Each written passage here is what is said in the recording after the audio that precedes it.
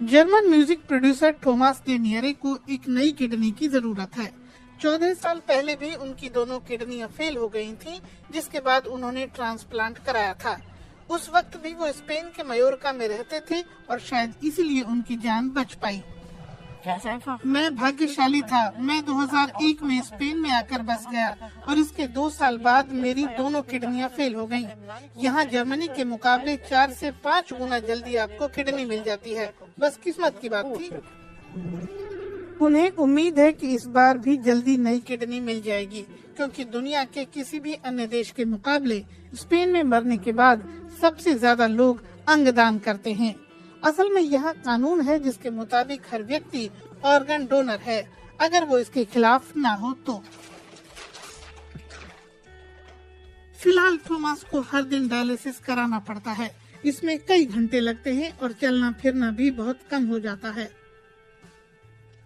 Thomas Germany में होते तो नई किडनी के लिए उन्हें 8 साल तक इंतजार करना पड़ता, जबकि स्पेन में ये इंतजार 2 साल का होगा। कुछ जर्मन लोग कहते हैं कि वो स्पेन में रह रहे हैं। ऐसे में 2 या 3 लोगों को जानता हूँ जो यहाँ रहने का बहाना करते हैं, घर खरीदते हैं, कुछ खेती बाड़ी करते हैं, सब कुछ इसलिए ताकि स्पेन के हेल्थ केयर सिस्टम का फायदा उठा सके। मिगुएल एंगेल का 10 साल पहले लीवर ट्रांसप्लांट हुआ था। अब वो पूरी तरह फिट हैं। उन्हें उन लोगों से दिक्कत है जो सिर्फ स्पेनिश सिस्टम का फायदा उठाने यहाँ आते हैं।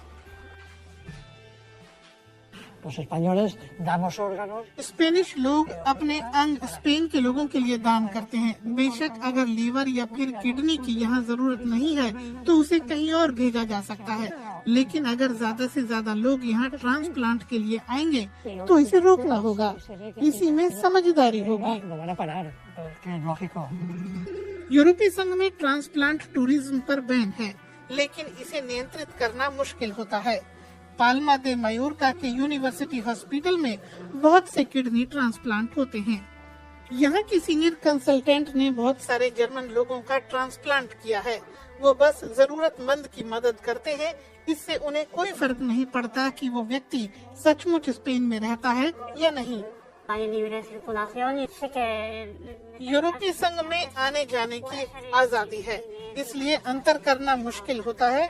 व्यवस्था तो अधिकारियों को ही बनानी है, उन्हें ही नियम बनाने होंगे।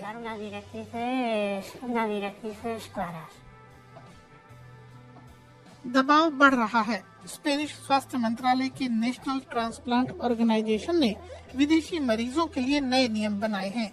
अब स्पेन में वही लोग दान किए हुए अंग लगवा सकते हैं जो कम से कम 2 साल स्पेन में रहे हों।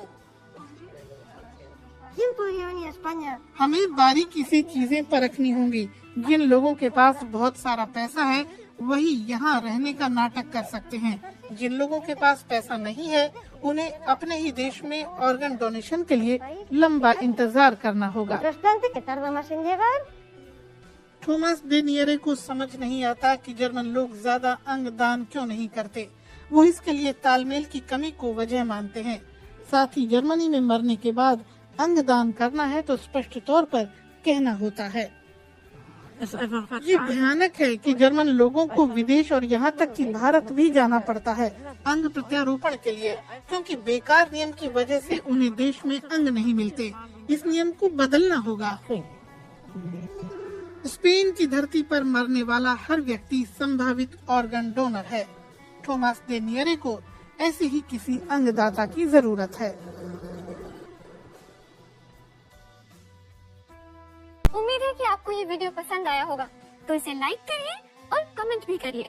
और हाँ, DW हिंदी को सब्सक्राइब करना मत भूलिए ताकि आपको हमारे वीडियो मिले सबसे पहले।